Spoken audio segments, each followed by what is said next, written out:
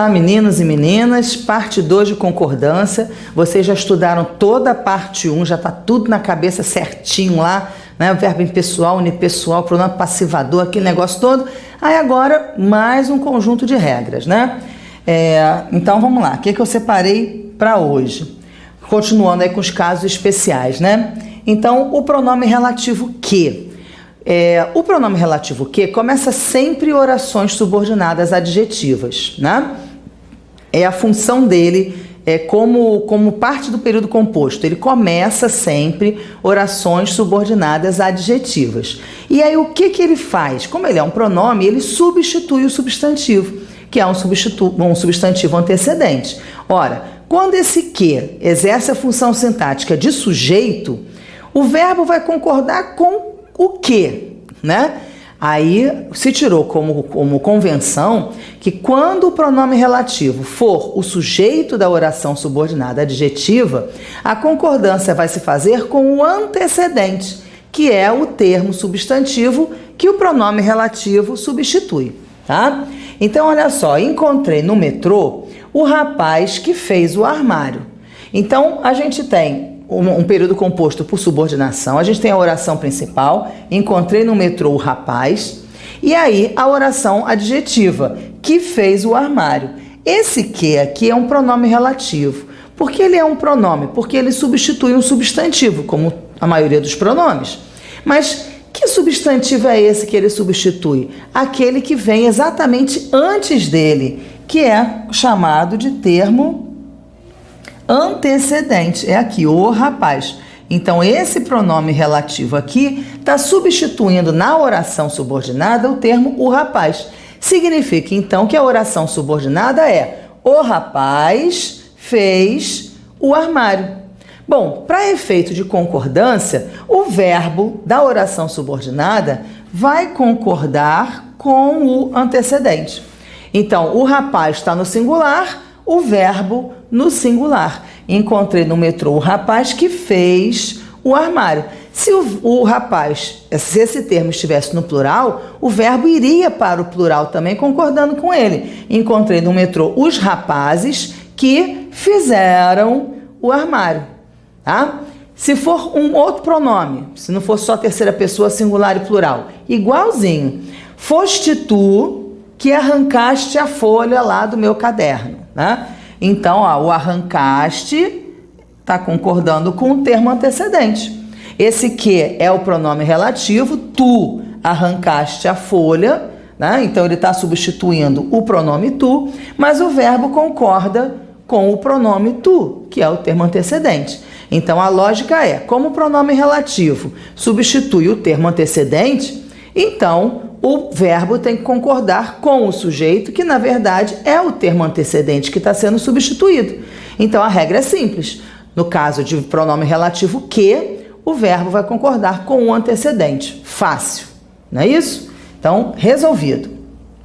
Agora, se o antecedente desempenhar a função sintática de predicativo, porque a gente sabe que o predicativo do sujeito e o sujeito, um significa o outro, né? Quando você diz assim, Maria é bonita, bonita e Maria estão separados pelo verbo de ligação, mas poderiam vir juntos, Maria bonita, quer dizer, existe a ideia de que aquele adjetivo integra o sintagma de Maria, né? Maria bonita, é uma coisa só, uma referência só, né? E aí o verbo, então, pode concordar com o predicativo, pode concordar com o sujeito, já que eles identificam a mesma pessoa. Então, olha isso daqui. O sujeito for expresso por um pronome pessoal, o verbo concordará com o sujeito ou com o predicativo. Então, olha, fui eu a professora que reclamei. Então, o que a gente tem aqui? Eu é o sujeito, é um pronome pessoal, né? Então, esse eu aqui é o sujeito. A professora é o termo antecedente, não é isso? Então, qual foi a regra que a gente viu aqui em cima? O verbo concorda com o termo antecedente, né? Então, eu tenho aqui de novo o sujeito e tenho aqui de novo o termo antecedente. Então, o verbo pode reclamar com o termo antecedente, pode concordar com o termo antecedente ou pode concordar com o sujeito expresso por esse pronome pessoal. Então, fui eu a professora que reclamei. Ó, esse reclamei está concordando com o sujeito, tá? Porque o sujeito é um pronome pessoal e ele está vindo aqui, ó, grudado no predicativo dele. Então, eu e professora, os dois termos identificam a mesma pessoa. Então, o verbo pode concordar com qualquer um dos dois. Aqui, a terceira pessoa está concordando com o antecedente. A professora reclamou, eu reclamei. Tá? Então, fui eu a professora que reclamei, fui eu a professora que reclamou. As duas formas estão corretas. Mas reparem só, é nesse caso específico em que eu tenho o verbo de ligação para poder ter o sujeito e o predicativo. E o sujeito tem que ser um pronome pessoal. Então, reparem que é um caso muito específico para a gente poder fazer essa concordância com o sujeito, tá? Porque a regra geral do pronome que é o verbo concorda com o antecedente, tá bom? Bom, o outro que eu trouxe para vocês é com o pronome quem. O pronome quem é empregado como pronome relativo, mas ele só é empregado para pessoa. Por que isso? Porque ele é um pronome indefinido de terceira pessoa do singular. Quem fez alguma coisa, né? Quem gosta de chocolate? Esse quem, você viu quem? Ele é um pronome indefinido, interrogativo, de terceira pessoa do singular, né? Então ele tem pessoa. Então ele não é nulo, vamos dizer assim, em termos de pessoa, como o pronome que é. Ele só substitui pessoa, o quem só serve para substituir pessoa, o que indica a terceira pessoa do singular. Então ele tem uma regra um pouquinho diferente do que, porque ele puxa concordância, o que não. O que não puxa concordância, mas o pronome quem puxa concordância. Então, fui eu quem cheguei por último na festa. Ó, o eu é o antecedente do quem. Então, a regra primeira é o verbo concorda com o antecedente. Pronto. Mas, como o quem é um pronome de terceira pessoa, o verbo pode concordar com ele, tá? Então, reparem, se numa frase dessa, ao invés do quem, se eu tivesse o que, só haveria uma forma correta de escrever, que é a concordância com o antecedente. Fui eu que cheguei. Pronto. Não tem outra possibilidade. Agora, com o quem, eu tenho duas possibilidades. A concordância com o próprio quem e a concordância com o antecedente, que é a regra geral do pronome relativo. Tá? Então, existe o que concorda com o antecedente, e existe o quem, que pode concordar com o antecedente ou com ele mesmo. Tá bom? São coisas diferentes. Então, não sai misturando aí, fui eu que chegou. Não pode. Tá? Então, fui eu que cheguei, ou fui eu quem chegou, ou quem cheguei. Tá? Outro que eu coloquei aqui é o um dos que. Um dos que é uma fórmula também, né? Que ocupa muitas vezes o lugar de sujeito. Um dos que mais falaram, né? Um dos que mais reclamaram, um dos que mais colaboraram foi fulano, foi cicrano, né? Então a gente tem essa estrutura do um dos que tem dois antecedentes, porque esse que aqui é pronome relativo também, tá? Mas aí a gente tem dois antecedentes nessa expressão. O que vai levar o verbo para o singular, e o os, que é o aqueles, né? Porque quando você fala um dos que, é um daqueles que. Esse os não é artigo, esse os é pronome demonstrativo, tá? Então, um daqueles que. O verbo, então, pode concordar com o e ir para o singular, e pode concordar com o os, com aqueles, e ir para o plural. Então, olha, você é um dos que mais falam, dos que falam mais.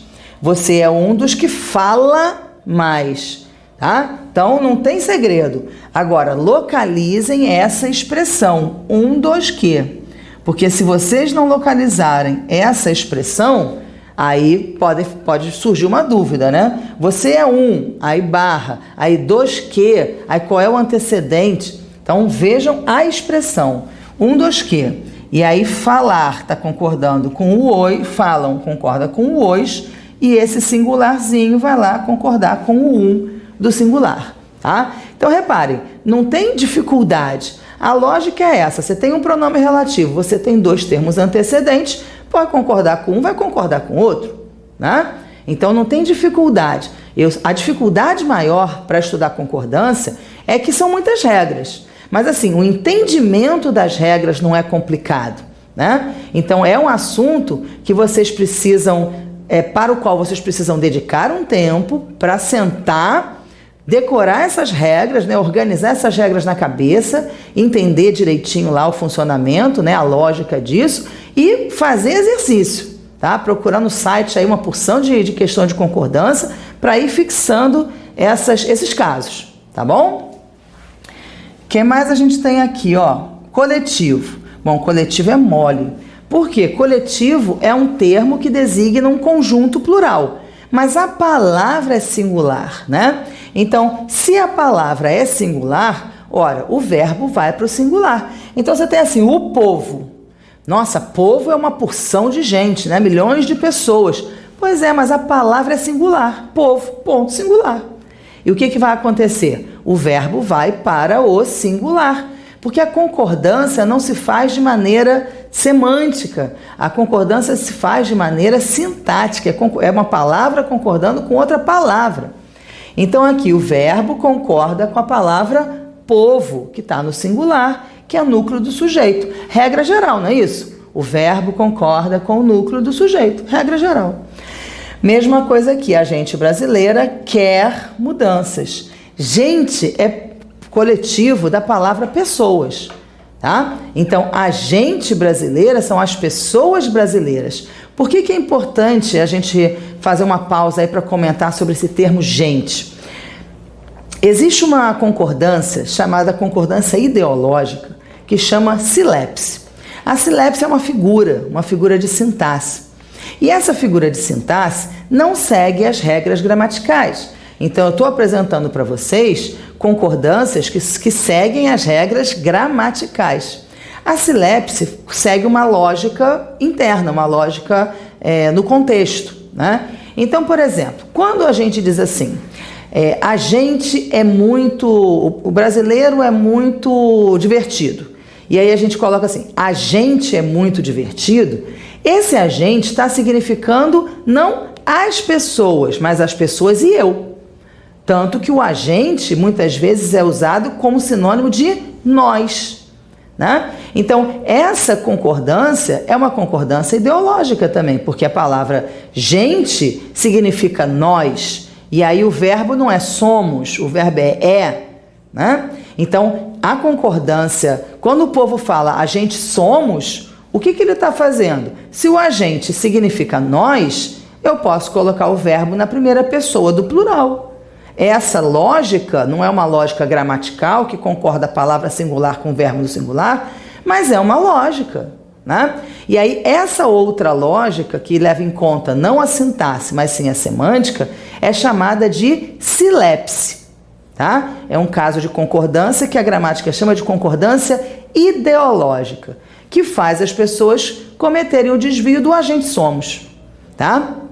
Mas, segundo a regra geral, gente é coletivo de pessoas, é escrito no singular, então o verbo tem que estar no singular. Se por um acaso a gente escrever a gente brasileira queremos, porque a pessoa está se incluindo na gente brasileira, isso não é um caso de concordância gramatical, é um caso de silepse. Tá legal? Vamos lá agora, expressão partitiva. A expressão partitiva é sempre que de um conjunto maior você fizer referência a uma parte. Por isso o nome é partitivo. O próprio nome já diz as coisas, né? Então, uma expressão partitiva é uma expressão que fala de uma parte. Ora, quais são as expressões partitivas mais comuns? A gente pode ser criativo e usar uma porção de expressões partitivas, mas as mais comuns são essas aqui, olha, parte de, a maioria de, e aí a minoria de, um grupo de, uma porção de, a menor parte de, ó, uma porção de, a maior parte de, né? Enfim, grande parte de variações sobre o mesmo tema, né? Então, com essas expressões que a gente vai chamar de partitivas, porque elas dão a noção de uma parte dentro de um todo, o verbo poderá concordar com elas, com essas expressões partitivas, e aí, de novo, a gente vai para aquilo que a gente já conhece, que é a concordância rígida, né? Só que a gente usou esse nome, essa regra da concordância rígida, para concordar com o sujeito plural, né? E a concordância atrativa para concordar com o termo mais próximo. Aqui a concordância rígida é a mesma coisa, só que eu não preciso ter dois núcleos. Eu vou concordar com o núcleo do sujeito, vai ser um só. E a concordância atrativa que vai concordar com o termo mais próximo, igualzinho que a gente já viu, tá? Então, olha, a maioria dos jovens, o sujeito é a maioria dos jovens, mas eu tenho dois termos nesse sujeito, maioria, que é um partitivo, e jovens, que é o substantivo que designa o grupo. Então, dentro do grupo de jovens, a maioria dos jovens não fuma. Ora, a gente está fazendo então a concordância do verbo com o núcleo do sujeito, que é o partitivo. Sempre o partitivo vai ser o núcleo. E o outro termo é o adjunto adnominal, tá? Então, a concordância rígida que eu coloquei aqui para vocês é exatamente a concordância do verbo fumar com esse núcleo do sujeito, que é o elemento partitivo, tá? Mas também está certa, igualmente correta, a concordância do verbo com o termo mais próximo, que é o termo que designa o grupo. Os jovens, uma grande parte desses jovens, então o substantivo jovens designa o grupo e por isso pode puxar também a concordância. Então, a concordância com o adjunto adnominal é chamada de concordância atrativa. E a concordância com o núcleo do sujeito, que é o elemento partitivo, é chamada de concordância rígida. Tá bom? Agora o numeral. O numeral é um elemento interessante porque o verbo vai concordar com esse numeral. E aí a gente tem que ter muito cuidado para deixar de lado a questão do sentido, a questão ideológica, né? Porque às vezes o numeral é singular, mas a expressão designa plural. Às vezes o numeral é plural, mas a expressão designa singular. E aí o verbo faz o quê? Concorda com a palavra, com o numeral singular ou plural, ou com a ideia que ele está querendo dizer? Com a palavra. As concordâncias gramaticais se fazem de maneira sintática, ou seja, é palavra com palavra dentro da frase, não é com o sentido daquela expressão, é com a palavra. Então, o verbo vai concordar com o numeral, não interessa onde ele esteja, quer dizer, dentro do sujeito, claro, mas ele vai concordar com o numeral. No caso de fração, você tem dois numerais, você vai concordar com qual? Com o numerador. Então, você tem 1/3, qual é o numerador? 1, verbo no singular. 2/5, 2/3, enfim, 10 meios, alguma coisa assim. Você vai concordar com o numerador, tá? E no caso dos números decimais, você vai concordar com o número inteiro, tá? Então, olha só, 1/3 dos congressistas é de esquerda. Então, eu tenho aqui o numeral 1/3, é uma fração. Eu vou concordar com o 1. Então, 1 está no singular, leva o verbo para o singular também. Agora, 2/5. 2/5 é uma fração. Qual é o numerador? 2, verbo no plural. Tá? 2/5 dos doces são caramelados. Agora, 1,2 milhão de pessoas. Por que tem que ser 1,2 milhão? Porque a concordância se faz com o número inteiro. Ah, mas é 1 milhão, é gente à beça. Mas o numeral é 1 e 1 é singular. Então, é 1 milhão assistiu, singular, tá? Aí você vai dizer assim, mas não pode concordar com o mais próximo? Mas milhão é partitivo? Não, milhão é numeral. Então, a gente só pode concordar com o mais próximo quando a gente tiver substantivo partitivo. Grande parte de, a maioria de, a minoria de, uma porção de, um grupo de.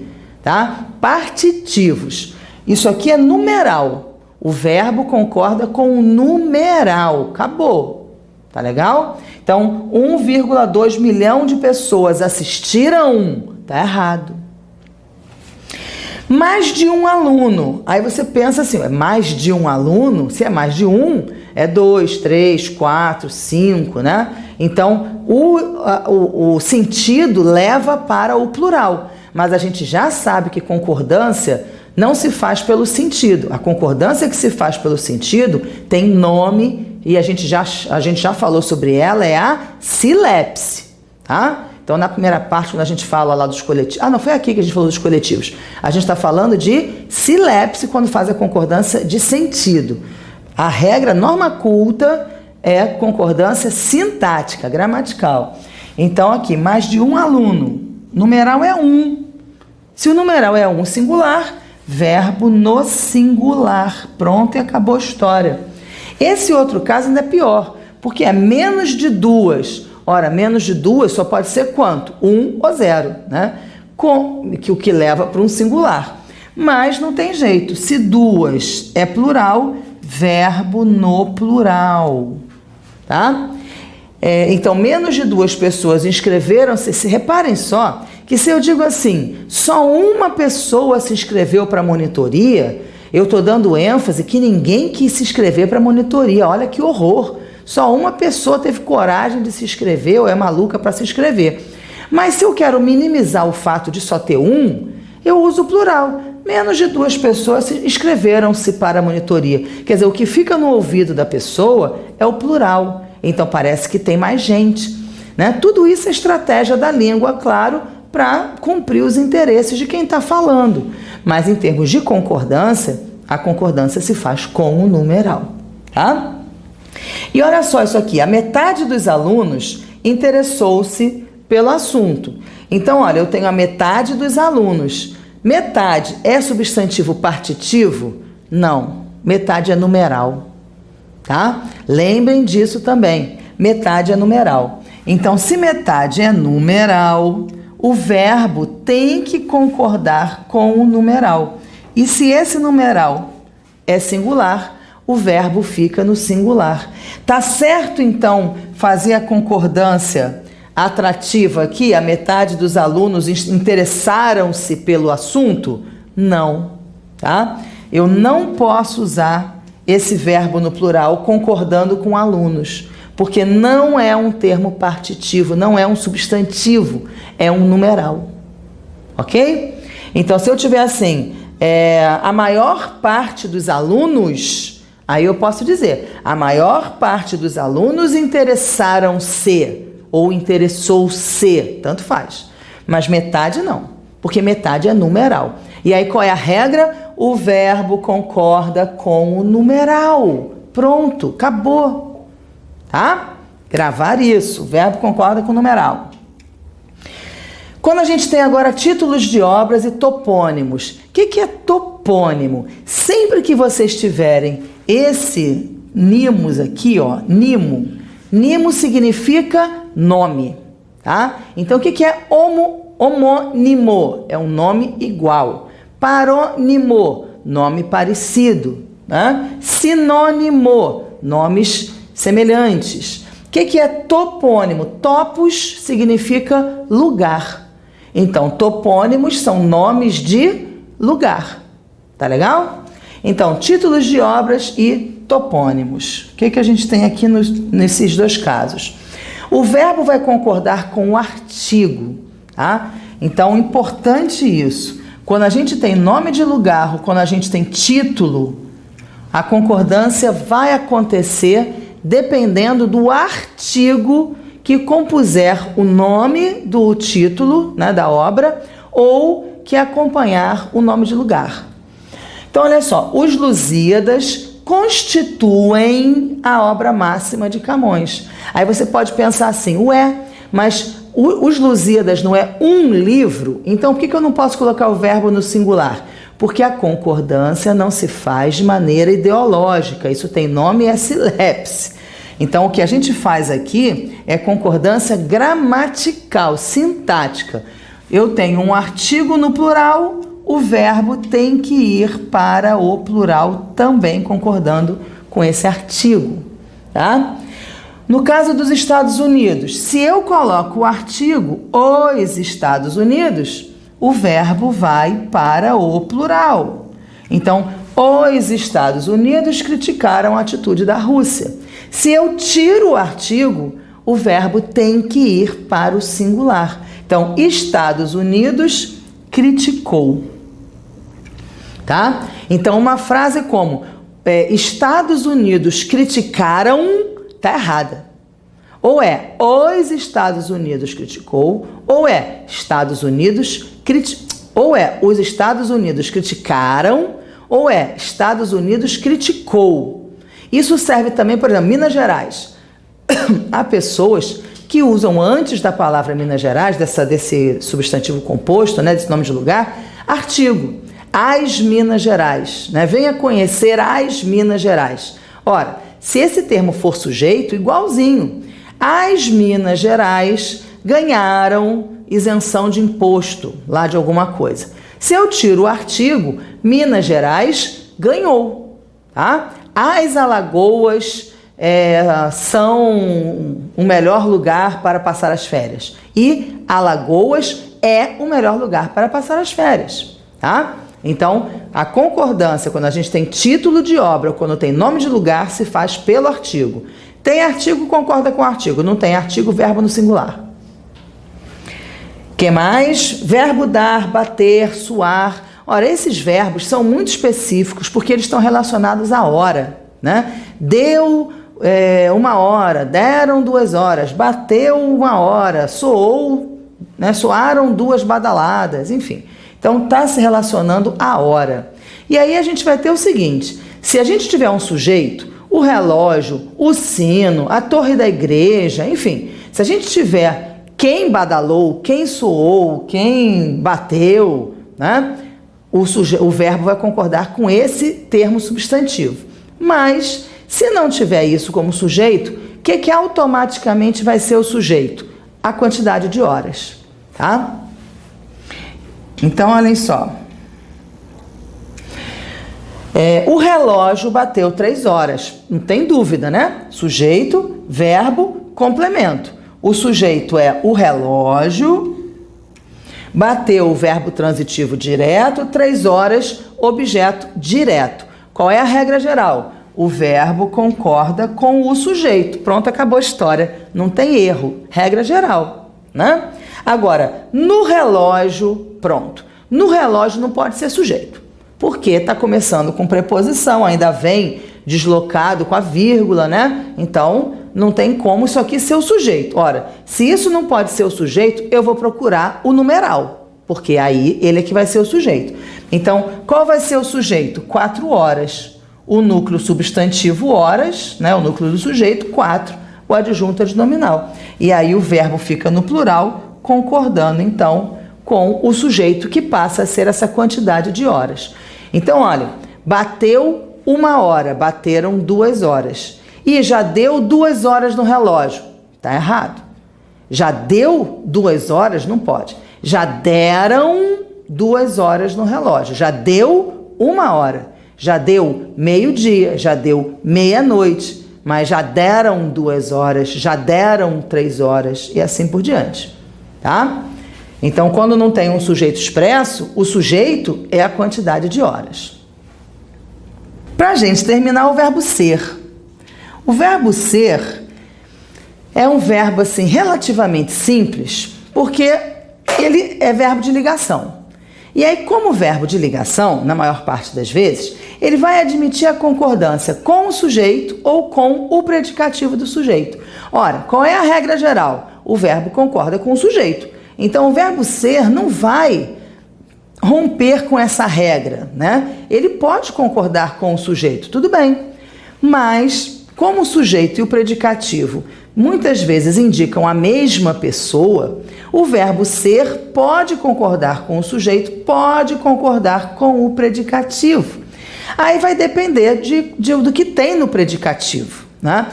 Se o sujeito for plural, singular, e o predicativo for plural, a nossa tendência, o nosso uso é puxar o plural. Então, para a gente, é muito mais confortável, é muito menos estranho dizer tudo são flores do que dizer tudo é flores. Mas as duas formas estão corretas, tá? Então a gente não pode dizer que uma está errado. A gente pode dizer que é mais usual a concordância com o plural, tá? Mas eu coloquei aqui o verbo ser de ligação admite a concordância com o sujeito ou com o predicativo. A tendência é, se o sujeito é singular e o predicativo plural, a concordância vai acontecer entre o verbo e o predicativo plural. Mas isso não significa que a concordância do verbo com o sujeito seja errada. Tá legal? Outra coisa, quando a gente tem pronome pessoal do caso reto, o verbo de ligação concorda com o pronome pessoal do caso reto. Acabou. Se o pronome pessoal estiver na função de sujeito, o verbo concorda com o sujeito. Se o pronome estiver no lugar do predicativo, o verbo vai concordar com o predicativo, tá? O verbo ser pode concordar com um ou com outro, mas no caso do pronome pessoal do caso reto, isso vira uma obrigação, tá? O verbo é obrigatório. Se você tem um pronome pessoal do caso reto, é obrigatório você concordar com esse pronome. Então, olhem só, eu sou a professora sou eu. É a mesma coisa, não é? A pessoa é a mesma, o verbo é o mesmo, está ligando, né, o pronome pessoal ao substantivo. Então, é a pessoa e o cargo que ela ocupa. E aí, quando eu tenho essa possibilidade com os dois, né, é porque os dois termos poderiam ser sujeito. Como é que eu vou saber, então, que aquele eu não é o sujeito? Porque quando os dois termos, o sujeito e o predicativo do sujeito, podem ser o sujeito, o que vai determinar a função é a ordem. Então, eu aqui está na ordem, então, do sujeito. Primeiro vem o sujeito, depois vem o verbo, depois vem o complemento, não é isso? Então, sujeito eu, verbo de ligação, predicativo do sujeito. Nesse caso, o verbo ser está concordando com o sujeito. Agora, se eu digo lá, a professora sou eu, o sujeito vai ser a professora. Por quê? Por causa da ordem, sujeito, verbo, complemento. Então aqui o a professora vai ser o termo sujeito, o sou é o verbo, o eu é o complemento, que é o predicativo do sujeito. Então o verbo concorda com o predicativo do sujeito, porque é um pronome pessoal. Ou seja, se eu quiser usar a regra geral aqui, eu posso dizer a professora é eu? Não posso. Tá errado. Tá? Então, embora o verbo ser possa concordar com o sujeito e com o predicativo, como é o caso aqui, tudo são flores, tudo é flores, quando eu tenho pronome pessoal, o verbo precisa acompanhar esse pronome pessoal. Os culpados somos nós. Eu não posso dizer os culpados são nós. Não posso, tá? A concordância tem que acontecer nesse caso com o predicativo, que é onde está o pronome pessoal. E finalmente, as expressões é muito, é pouco. Aí, olha só, é uma expressão fechada. É muito, é pouco, é suficiente e coisas semelhantes, tá? É muito, é pouco, é suficiente, é o bastante, é o máximo, enfim. São expressões que indicam peso, que indicam medida, tá? Então, nessas expressões que têm a ideia de preço, de medida, de quantidade, o verbo sempre vai ficar no singular. Então, é uma expressão fechada. É muito, é pouco, é bastante, é suficiente, é uma bolada, porque você pode usar também como gíria, né? É uma maravilha, enfim. Essas definições aí são fechadas, sempre com o verbo no singular. Então, não interessa o que venha antes como sujeito, tá? Então, olha só, 3 metros é mais do que alto. Quer dizer, 3 metros é ótimo, 3 metros é alto. Então, a concordância não vai se fazer com esse sujeito aqui. porque a concordância está fechada nessa expressão. Tá? Então pode ser 1 metro, 3 metros, 50 metros, não interessa. O verbo vai ficar no singular. É mais do que alto. Tá?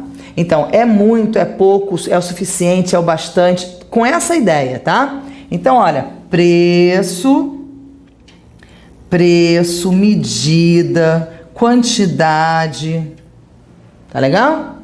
E aí, olha, é tão pouco 5 casas. Então, a gente nem poderia dizer isso, são tão pouco 5 casas, né? A gente nem está acostumado a dizer isso.